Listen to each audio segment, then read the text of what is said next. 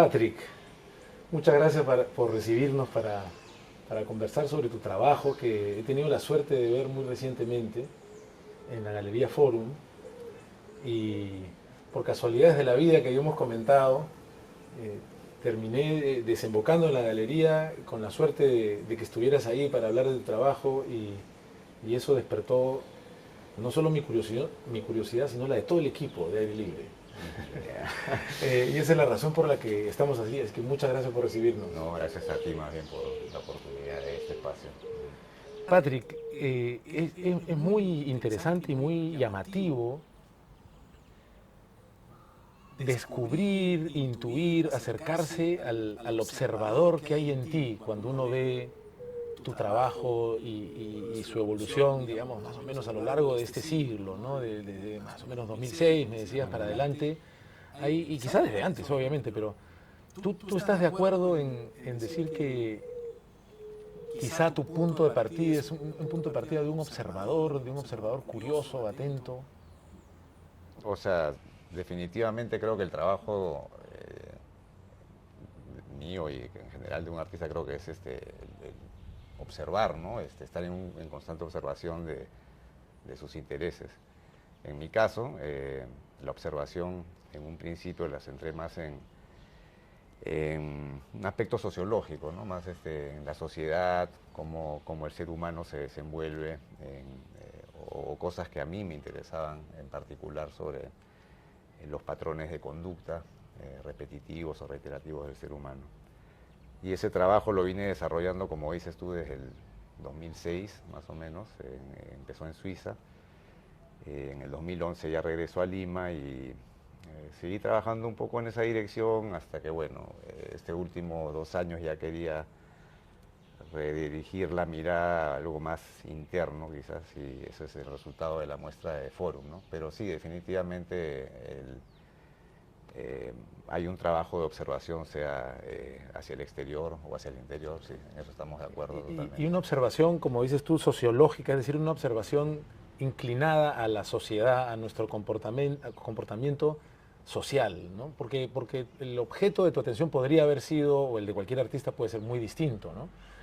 Pero hay como uno se siente reflejado al ver tu trabajo y uno se siente, al menos me ha pasado a mí, ¿no? Uno siente la tensión entre hasta qué punto soy un individuo cuando mi comportamiento reflejado en tu obra, en imágenes de espacios grandes llenos de gente, en lo que puede ser un concierto, lo que puede ser una avenida comercial, hay un punto que dices, oye, me estoy comportando igual que todo el mundo. Hay una tensión entre lo individual y lo colectivo que se siente, ¿no? Sí, definitivamente es totalmente acertado lo que comentas. Este trabajo, como te mencioné en algún momento, o sea, tuvo su origen en los años que yo viví en Suiza, que era una sociedad bastante más homogénea en todo aspecto, ¿no? Y no solo en Suiza, sino creo que en Europa en general. Y me interesaba un poco reflejar esa sensación, ¿no? Era lindo, maravilloso, todo, pero era bien, todo muy plano, muy constante, o la sensación que me generaba en todo caso. Y de ahí vino la idea de comenzar a trabajar con los pictogramas, ¿no? Que era apropiarme de los pictogramas, que son los símbolos que vemos en la señalética urbana.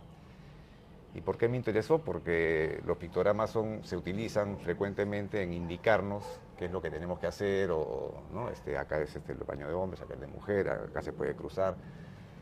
Nos guían, digamos, ¿no? Y me parecía interesante utilizar esa misma imagen en nuestros actos cotidianos, porque finalmente la sensación que tenía, y que bueno, que tengo, es que finalmente nos repetimos, ¿no? Que estamos repitiendo patrones de conducta que no necesariamente son elegidos, sino que son recibidos, digamos, ¿no?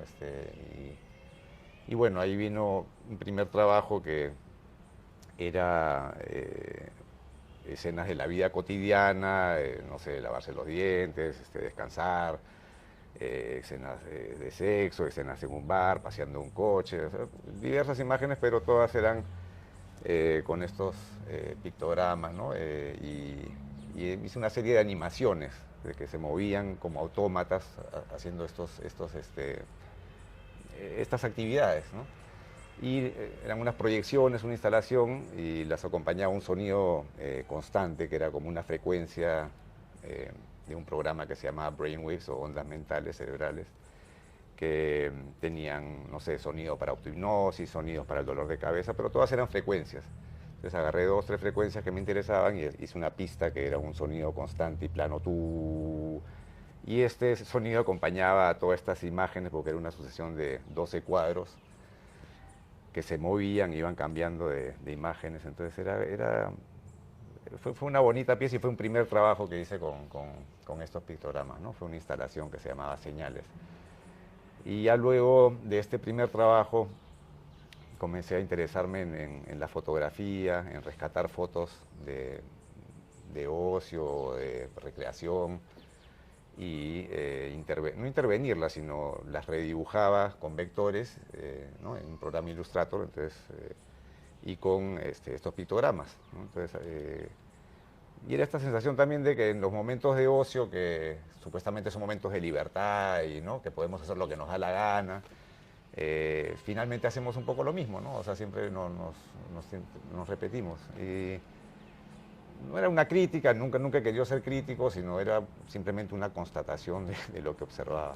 O sea, como poner un poquito sobre la mesa algo que ves y donde, aparte la fuerza de los pictogramas, que son estos seres donde la cabeza es redondita, el cuerpo es más o menos rectangular, con unos cilindros que son brazos y piernas, más o menos, te deja la sensación de, o sea, la pregunta como observador de dónde queda nuestra individualidad, dónde queda esta sensación de que supuestamente somos únicos y cómo es como si nos fundiéramos, ¿no? Como si quedáramos fundidos sobre la fuerza de una cantidad de comportamientos sociales, y creo que desemboca en la pregunta, ¿hasta qué punto somos libres? ¿No? Porque es cierto, tú muestras y vamos a ir acompañando esta conversación con algunas imágenes para que quienes ven esta conversación nuestra se orienten respecto de lo que estamos hablando. El uso del pictograma es como si estuviéramos conversando tú y yo, y en este momento desaparecieran nuestro rostro y nuestros gestos y fuera reemplazado, ¿no?, por un círculo negro, y uno comienza a decir, entonces a ti te motiva la pregunta como artista, que el artista busca un camino, pues, particular, personal, la pregunta de qué tan cerca o lejos estamos de la libertad o de su opuesto. Sí, definitivamente o sea, sí, una pregunta que siempre me he preguntado, o sea, que siempre está latente, digamos, son los patrones de conducta, ¿no?, que tenemos, y hasta qué punto son condicionados por la información que hemos recibido, la información con la cual hemos crecido, o si son realmente una libre elección, ¿no? Entonces, ahí también había te estaba comentando hace un rato, había una animación que se llamaba Instant Traveler, o viajero instantáneo. Y eso nació un día, estábamos en Suiza, estábamos visitando París con mi esposa, y veíamos la Torre Eiffel, estábamos mirándola, pero al frente nuestro desfilaban, no sé, pasaba un grupo de gente, se paraban al frente de la torre, foto. Después seguíamos mirando, pasaba otro grupo, y estuvimos como media hora observando esto, y pasaron como, no sé, 30, 40 personas sacándose la foto, constatando que estaban en la Torre Eiffel. Y eso creo que me llamó más la atención que mirar la Torre Eiffel en sí, ¿no? O sea, más me llamó la atención, oye, este patrón de conducta. Y quise hacer un trabajo con eso. Y ya cuando regresé a Lima comencé a buscar si efectivamente habían imágenes, y sí, encontré que en Machu Picchu todos se sacaban la foto frente a Machu Picchu, frente al Big Ben en Londres, en el Taj Mahal. Y recolecté, digamos, una cantidad de fotos en la cual siempre estaba el monumento atrás, y después hago una sucesión de imágenes vertiginosas que se seguían una tras otras, pero en los cuales los personajes están como pictogramas, ¿no? Pero el monumento siempre se queda estable atrás. Y estaba acompañado de un sonido de una como contadora de billetes. De repente lo pueden mostrar, pero esa pieza también para mí fue importante porque era resolver cosas que me llamaban la atención y que quería de alguna manera ponerlas sobre la mesa, digamos, ¿no? Y después ya cada uno hace lo que quiera con eso, pero para mí fue una respuesta, ¿no? Y entonces sí, son temas que constantemente me han interesado, sobre todo los patrones de conducta estereotipados pueden ser o repetitivos. Y quizás, bueno, pues cuestionarse, ¿no? De si hay una libertad. Y otra cosa también que, bueno, no lo he mencionado mucho, creo que nunca, pero hay un aspecto que me interesa bastante, que no sé si se asociaría directamente, pero es lo que es la disolución del ego, ¿no? Porque el individualismo, o sea, o el sentirte individual, tiene algo de ego, ¿no? De que yo soy, yo estoy acá, yo vine acá. Pero al final, o sea, en el trabajo ese utilizar estos pictogramas y que al final todos somos intercambiables, digamos, había una intención para mí que es esta sensación de disolución del ego, ¿no? De que no es tan importante como uno cree, ¿no? Claro, O sea, claro. Yo creo que eso es una de las como fuerzas de gravedad que atraen a tu trabajo. Al menos en mi experiencia, viendo tu trabajo, inevitablemente hay una relación primero con las figuras, con las formas, muchas veces geométricas. Escuchándote además me va resultando un poco más claro cómo el tema de los patrones de comportamiento de personas supuestamente libres, individuales, únicas, movidas por un ego irrepetido, ¿no? ujú, Terminan fusionándose en la fuerza de gravedad de los patrones. Los patrones son más fuertes y por lo tanto una actitud de humildad sería decir como, oye, no soy tan especial, estoy haciendo exactamente lo mismo que todo el sí, mundo, sí, ¿no? Eh, así es. pero eso no está necesariamente en la primera sensación que te da ver. Primero ves y Sí, está el color, sí, sí, y sí, poco a sí, poco vas diciendo, sí. y luego, y hablaremos de esto un poquito más adelante, los patrones se imponen incluso sin una posibilidad de una figura que interpretes rápidamente, ¿no? Pero quería mencionar, a propósito de esto, cómo tú mencionas que en Suiza encontrabas una homogeneidad muy llamativa, Sí, eh, pero luego tienes imágenes con estos pictogramas donde, por ejemplo, puede ser Nueva York, sí, puede ser China, puede ser Gamarra, ya. y resulta que de Sí. repente tienes que dar un par de pasitos para atrás, pero de todas maneras hay una homogeneidad que nos sigue, ¿no? Esa serie que mencionas, porque esa también fue una serie que se llamaba Believers o Creyentes. Bueno, yo lo digo en inglés porque estaba en ese momento en Suiza y como no manejaba el alemán y la galería con la que trabajaba era en alemán, me parecía más sencillo trabajarlo en inglés. Pero esa serie se llamaba Believers, que es Creyentes, y lo que hice era recoger calles comerciales, ¿no? Entonces está el Times Square, otra era Oxford en Londres, otra era en Japón, pero al final cuando los trabajaba con estos pictogramas, era la sensación que era como o sea, a pesar de que era, claro, los letreros diferentes y todo, pero era la misma, exactamente el mismo comportamiento, el mismo gesto. Entonces sí, sí es verdad lo que dices, ¿no? ¿No? Una Pero disposición, sí, como al final nos disponemos de una manera similar, ¿no? sí, totalmente. Creo que también el trabajo está más relacionado un poco a la cultura occidental, definitivamente. He estado en Europa y el Perú, que también, bueno, Lima, digamos, tiene influencias más occidentales. Y sí, o sea, ha sido una observación más, creo que un comportamiento sociológico desde lo que yo he podido vivir y en donde me he podido desenvolver, ¿no? Creo que hay mucho más allá de la sociedad y el mundo que lo que yo estoy plantando, pero Pero es algo sí, así, es una sensación de como si no fuéramos del todo conscientes cuánto de nuestro comportamiento parece corresponder a un cardumen, por ejemplo, ¿no? Y sentimos como, no, yo estoy haciendo esto, estoy decidiendo esto, y de repente desde fuera se ve que el cardumen se mueve igualito, ¿no? sí, O una bandada de aves. Y eso, digamos, es algo que incluso, como dices tú, no solamente en los comportamientos cotidianos más rutinarios y repetitivos como los laborales o los de higiene personal, o del sexo, sino también, y creo que pones un énfasis muy particular en el tema del ocio, que se supone que el ocio es el tiempo de nuestra máxima libertad, y tú llamas a esa muestra, si me parece, si no me equivoco, mecánicas del ocio, es decir, cómo lo mecánico y los patrones, que es un poco un oximorón finalmente, ¿no? Porque el ocio exactamente. no debería ser mecánico, ¿no? Pero sí, era un poco esa contradicción, ¿no?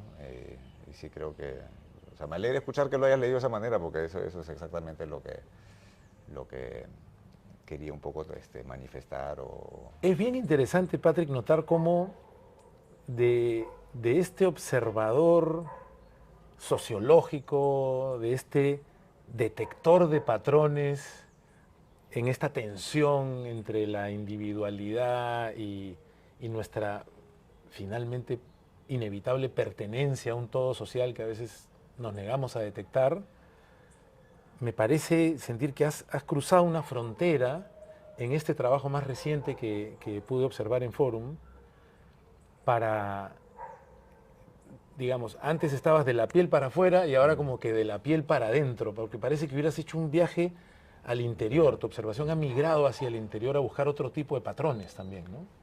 Es correcto, sí, es cierto.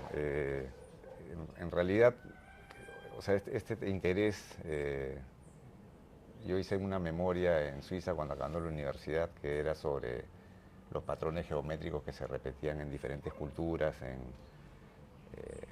tanto en los aborígenes australianos, los celtas, los africanos, pero o incluso acá, ¿no? También que es en los textiles, que hay estos patrones geométricos. Y me interesaba saber por qué en todas las culturas se repetían estos patrones. Y haciendo la investigación, uno de los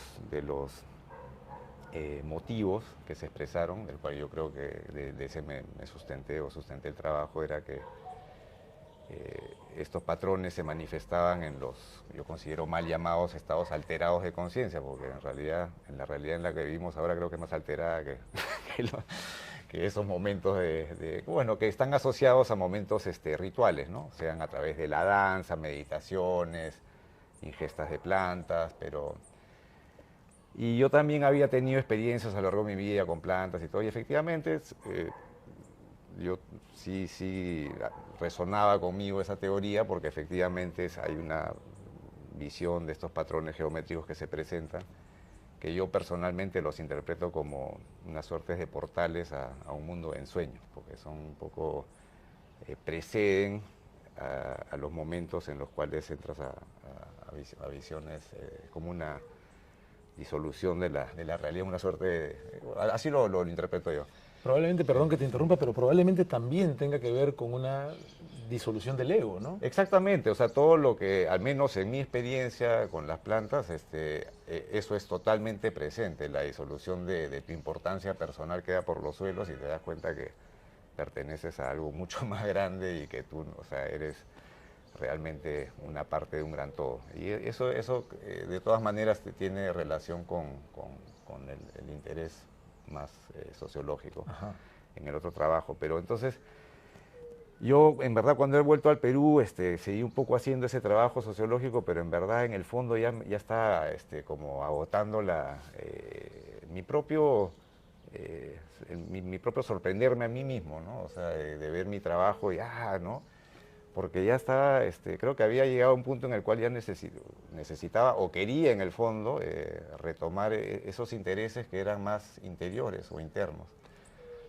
Y entonces empiezo a trabajar, tenía una muestra en Zúrich en septiembre, Forum me propuso para diciembre, yo estaba trabajando esto desde el 2021 y ha sido todo un año de trabajar con estas formas. Estos abrazos también que están presentes también responden digamos, al mensaje que finalmente se manifiesta en estos rituales que son la interconexión, la comprensión, la unión. Entonces está un poco ligado todo a ese viaje, digamos, interior, ¿no? Sí.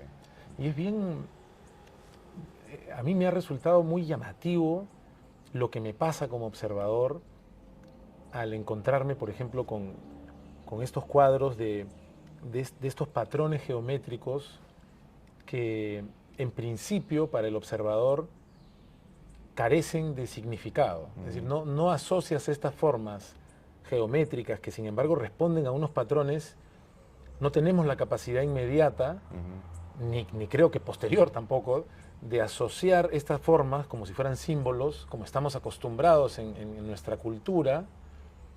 Esta forma significa esto otro, ¿no? Esta relación entre significante y significado, ¿no? No, es como la forma por sí misma.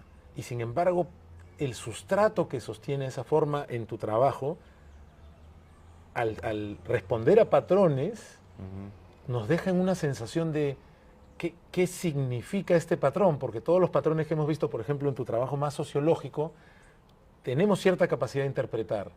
Y aquí nos sentimos, yo no diría que la palabra es abandonados, pero es casi como invitados, suspendidos en una relación con la forma. Y, ¿no? Y hay algo ahí que se siente vivo, hay una tensión interesante entre el observador y lo que observamos, y sin embargo no tenemos el apoyo, es lo mejor que lo puedo decir, no tenemos el apoyo de un significado que nos oriente en una dirección o en otra, ¿no? Es cierto, o sea, si bien yo he mencionado un poco de dónde proviene y todo, digamos, el interés de trabajar estas formas, durante el proceso hubo una preocupación por la parte formal y de que el trabajo se sostenga por sí mismo. Pero también o sea, y creo que el ideal ese es lo que yo quisiera, que el trabajo se sostenga por sí mismo, pero también creo que hay una parte que sí es importante mencionarla, que es la relación quizás con un aspecto no tribal en el sentido de tribu, ¿no? Pero en el sentido de una pertenencia más ancestral, digamos, ¿no? Del trabajo. Y eso creo que sí se percibe, ¿no? De cierta manera, pero no he querido condicionar la mirada a un lugar específico, ¿no? Pero sí a esta sensación de algo que está ahí presente, como tú dices, pero no... Y es como si tuviéramos algún tipo bueno, por eso como tú mismo investigaste, ¿no? Al estar estos patrones en diferentes tiempos, en diferentes culturas,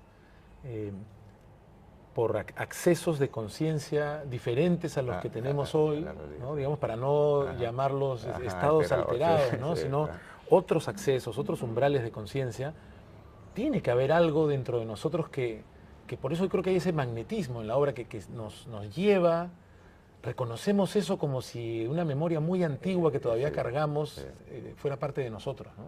Es más, en algún momento cuando pensaba en el título de la muestra, la palabra memoria antigua era recurrente, ¿no? Era una frase que se me venía recurrentemente, pero la sentía un poco muy cliché de repente, ¿no? Y no quería... Y al final me fui por donde el tiempo no habita, porque me parecía que eran lugares donde finalmente no hay una concepción del tiempo y el espacio tal cual la concebimos racionalmente, sino eran formas que están presentes quizás en un lugar donde no habita en un no tiempo, ¿no? En un no tiempo, sí, y en medio de nuestra naturaleza efímera como seres humanos, ¿no? La velocidad con la que venimos y nos vamos, hay algo que permanece, ¿no? Es esta especie de sustrato al que podemos haber perdido acceso en esta relación que tenemos con lo que llamamos realidad, que es una partecita de lo que sea la realidad, ¿no? Exactamente. Sí. Y a mí me parece, en verdad, que o sea, el mundo o sea, es bien corto, ¿no? Como tú has dicho, el pasaje por este lapso que vivimos, y que creo que hay mucho más allá de la realidad inmediata que vivimos de manera tan inmediata y como una vorágine, ¿no? Ahora, acompañando esas obras y esos patrones, junto con otros, hay como, en lo que presentaste recién en Fórum, hay como 4 o 5 grupos que conversan entre sí. Y no vamos a tener tiempo de hablar quizá de todos, pero una de las cosas que, como además ya te he comentado, me fascinó muy especialmente, es la relación entre estos patrones a los que no podemos atribuirles un significado directo y que sin embargo sentimos esta conexión que nos atraviesa, con estas formas geométricas que luego de ver unos cuantos segundos sí tenemos la capacidad de reconocer con diferentes variantes de abrazos. Sí. ¿No? Tienes una serie de varios cuadros, no sé si son un par de decenas o... Sí, más o menos, ¿no? 20 cuadros. Que a mí me resultaron especialmente conmovedores, además, donde de todas maneras parece haber todavía una presencia de los pictogramas, es decir, no reconoces una individualidad de huella digital, digamos, pero están estas formas geométricas que inmediatamente nos llevan a vincularlos con afectos profundos y de diferente índole, ¿no? Puedes reconocer, pueden parecer grandes amigos, pueden parecer hermanos, pueden parecer parejas, madre, hijo. ¿Cómo así surgió esta convivencia para esta muestra de estas dos aproximaciones que parecen tan distintas, ¿no? En realidad el tema del abrazo es algo recurrente que siempre ha sido una constante dentro de estos años. Siempre, de alguna manera siempre ha estado presente a través de serigrafía. Y creo que es algo que está ahí como bien latente, y cuando he comenzado a trabajar con estos patrones geométricos y estas ideas de comunidad o de afecto, comencé a hacer estos dibujos y efectivamente comenzaron a aflorar estos diferentes formas geométricas que eran, como tú bien has dicho, señales de afecto, sea de ternura, sean más íntimos, sean de amistad. Pero había algo interesante que era como una doble lectura, ¿no? Porque había gente que los ve y primero, parecen formas arquitectónicas, ¿no? Y después en un segundo plano, son abrazos, entonces ya veías todos, lograbas inmediatamente ver todo el segundo plano. Pero no podría decirte exactamente, o sea, fui trabajando una serie tras otra y al final creo que todas eran manifestaciones de una misma intención o algún mismo lugar donde quería llegar, ¿no? Quizá el hecho también de, en el fondo, tan presente en tu trabajo, tal cual hemos conversado ahora, ¿no? De un abrazo es también otra forma, un verdadero abrazo, y creo que por eso la serie se llama Fusiones, ¿no? Sí. Es otra forma de disolución de la individualidad, ¿no? En el abrazo, en un verdadero abrazo, aparece algo distinto a quienes se abrazan, ¿no? Y se detiene el tiempo. También. Patrick, hemos estado conversando de este viaje de tu observación, ¿no? De esta, no sé si llamarla persecución de patrones, creo que persecución es una buena palabra, pero digamos que es una atención particular a los patrones sociales, a patrones interiores que ya no corresponden a nada cultural, sino que serían algo prácticamente biológico, cósmico, que nos integra. Y en ese viaje me interesa preguntarte varias cosas respecto de tu experiencia creativa, ¿no? Por ejemplo, una cosa que me interesa es esta sensación que más o menos mencionaste hace un momentito de ir explorando una especie de beta, encuentras algo y hay un punto a veces en la experiencia artística donde sientes esto se está agotando. No sé si lo sientas también como hay alguna relación casi que amorosa también con un trabajo que has ido encontrando y donde te has encontrado y donde has producido, y luego una sensación de está llegando el momento de despedirse de este tipo de trabajo, o el trabajo te está despidiendo a ti. ¿Cómo lidias con eso? O sea, fue un proceso un poco, no doloroso, pero tedioso, ¿eh? Porque sí tenía claro que ya quería retomar otros intereses. Sin embargo, fueron 1, 2, 3 años que seguía haciendo un poco, seguía trabajando con estos patrones. No sé si porque es una zona de confort, creo que es lo que te decía antes, que es un gran peligro quedarse en la zona de confort, creo que es a evitar para cualquier artista, que creo que lo mejor es tratar siempre de salirse de la zona de confort, así sea difícil, pero, y ese sí, o sea, me tomó más tiempo del que yo hubiera querido, o sea, me quedé mucho tiempo en esa zona. Pero ya cuando decidí, ya esto no, o sea, tengo que salir de acá y yo proponerme algo que a mí me vuelva a entusiasmar y a sorprender. Y no que lo que había hecho no me entusiasmase en su momento, sino que ya había llegado un momento que yo quería también seguir, otra exploración. Claro, y alimentarme de cosas nuevas que me sorprendan a mí mismo. Y ahí hubo un proceso, sí, como hablamos hace un rato fuera de cámaras, pero que en ese proceso hay veces hay momentos de frustración, de no abandonar porque ya no sale nada. Esto no funciona. No funciona, pero, o sea, y hasta que van saliendo algunas cositas y te agarras de esas. Pero al final creo que, o sea, a veces trabajos que tú considerabas que estaban fallados o que no estaban logrados, como fue el trabajo de los recortes con los periódicos, si uno considera presentar unos periódicos que recorté patrones geométricos como si fuese un rompecabezas imposible, y consideré que no estaba muy dentro de la serie, pero al final son esos trabajos finalmente los que quizás la gente enganchó más o hubo una mejor respuesta. Y todo es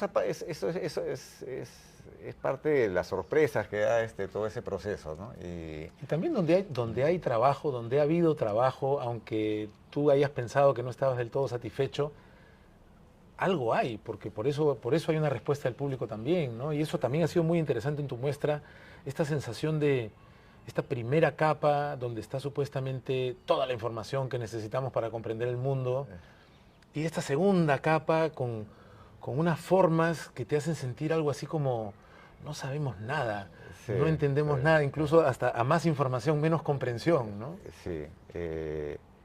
Ese trabajo yo en su momento lo hacía porque, bueno, lo comento, pero fue justo después de la pandemia que empecé a trabajar y yo leía mucha información tratando de comprender qué era lo que estaba sucediendo. Y leía un montón de información, pero la sensación que tenía era que mientras más leía, menos entendía. Y en realidad ese trabajo ahora después con el tiempo me dio cuenta que era una respuesta a eso, ¿no? A que finalmente era como armar un rompecabezas imposible a través de la información que recibíamos. Y creo que eso es un tema también que actualmente me preocupa, no lo he manifestado mucho en mi labor artística, pero todo lo que se considera ahora desinformación, quiénes son los guardianes de la desinformación, si lo que recibimos es realmente información o desinformación. O sea, hay todo un aspecto ahí de la construcción de la realidad que no lo he trabajado directamente, porque es un tema que últimamente me preocupa de alguna manera pues, positiva. Y, ¿no? y en esa serie en particular se manifiesta igual, está, Sí, está ahí, ¿no? sí, es cierto. Y hay ahora que mencionabas también el tema de la frustración como parte de la búsqueda, ¿no? ¿Ha sido recurrente en tu trabajo de creación artística esos callejones sin salida, esa sensación de tomé una ruta que me ha llevado a nada, nada de esto sirve? Debería tener a mi esposa acá para que para que te explique un poco. Sí, no, hay momentos muy gratificantes y hay momentos muy decepcionantes, o sea, no sé, pero al final es toda una aventura y en Pero verdad... has tenido momentos gratificantes sin frustración previa, sin haber atravesado una especie de justamente desierto. digo, o sea, llegas al momento gratificante después de alguna suerte de catarsis, ¿no? Pero digo que todo el conjunto es una aventura y ya aprendí a disfrutarlo, ¿no? Antes me quedaba más enrollado, no sale, ¿por qué? Quieres abandonar, pero y ahora ya lo comprendo como todo un proceso que ya aprendí a incorporarlo y ya lo disfruto. O sea, ya sé que si a veces hay un bloqueo y toma unos meses, es parte de... y hago otra cosa mientras que llega alguna pista que me... Pero eso creo que también se aprende con la experiencia, con el paso del tiempo. Y no solo a nivel digamos, de aquello que estás buscando, porque no necesariamente hay algo que tú quieras plasmar, sino que hay algo que estás buscando, sino también el día que visité tu exposición, que estabas ahí, comentabas también que hay una búsqueda técnica. Por ejemplo, Sí. en la serie de fusiones de los abrazos, Sí. cómo hacer que el material, que es arena, funcione de tal manera que incluso para cuestiones absolutamente prácticas, que pueda envolverse, desenvolverse. Totalmente. Tenía que llevar la muestra, o sea, los cuadros que estaba trabajando a Zurich y tendría que poder enrollarlos. Y yo quería trabajar con la arena, que era un material que me cautivaba por la relación con lo natural, lo terrestre. Y quería trabajar con la arena y con pigmentos, pero claro, trabajaba con cemento, con la cola se veía muy brillante, el cemento cuando enrollaba se descascaraba. Y todo ese proceso para llegar a la buena mezcla, que se viese natural, que pudieses enrollarlo, creo que me tomó prácticamente tanto como desarrollar los motivos y los patrones, ¿no? Quizás eso lo tenía ya resuelto y más tiempo me tomó cómo plasmar la imagen, ¿no? Sí. Y también creo que no lo había mencionado, pero es algo también creo que vale la pena considerar, ¿no? Que tu trabajo, no solo con los patrones y la observación más de la sociedad, más sociológica, sino también más digital, también al momento que has estado trabajando con estos patrones que encuentras en diferentes culturas, también has tenido un regreso a lo material, Sí, ¿no? A la no, tierra, sí, a la arena. definitivamente era parte de la voluntad de un poco dirigir la mirada a otro lugar. Yo tenía la intención un poco también de tomar distancia de la parte digital, ¿no? Eso sí lo tenía claro, porque ya incluso la vista me está pasando factura, las horas de trabajo en la computadora y hay una parte en verdad bien gratificante en el trabajo manual y en la materia, que le extrañaba. Yo vengo de la católica, que tenía mucho de oficio, de formación de oficio, ¿no? Trabajar con barro, claroscuro, carboncillos, bodegones, y eso lo había dejado de lado un poco en los últimos 8 o 9 años, y sí tenía esa necesidad o ganas de volver a retomar ese contacto con materiales. O sea que digamos que fui alineando diferentes intereses para llegar a un lugar en el cual me sintiera cómodo, y no cómodo, sino pleno, ¿no? O sea, haciendo lo que hago. O sea. Patrick, me ha parecido fascinante encontrarme con tu trabajo y tratar de conocer un poco más de tu trabajo en el tiempo y de tratar de acercarme al viaje que ahora en esta conversación hemos compartido. Hay algo que me resulta difícil de explicar verbalmente, y eso es algo que a mí me resulta estimulante y satisfactorio, que queda una relación con tu obra que no necesariamente consigo expresar de manera verbal, que es como normalmente nos expresamos todos, y te queda una sensación de algo entre lo inexplicable y que está más allá de lo que consideramos nuestra realidad cotidiana como si fuera la única, y es algo que agradezco un montón como persona, como espectador. Así que te agradezco primero por recibirnos, por estar atento a este pedido de conversar, y por el trabajo que haces, que en verdad nos toca, nos cuestiona y agranda nuestra mirada. No, yo te agradezco en verdad también por tus palabras, y sí me alegra mucho y me conmueve en cierta manera saber que el trabajo está de alguna manera llegando a lugares no sé, de convergencia. Como bueno. Así que no, en verdad te agradezco por la oportunidad de conversar sobre mi trabajo. Gracias por estar al aire libre con nosotros. Ya, gracias a ustedes y a todo el equipo. A todo el equipo. Gracias, Mayurita.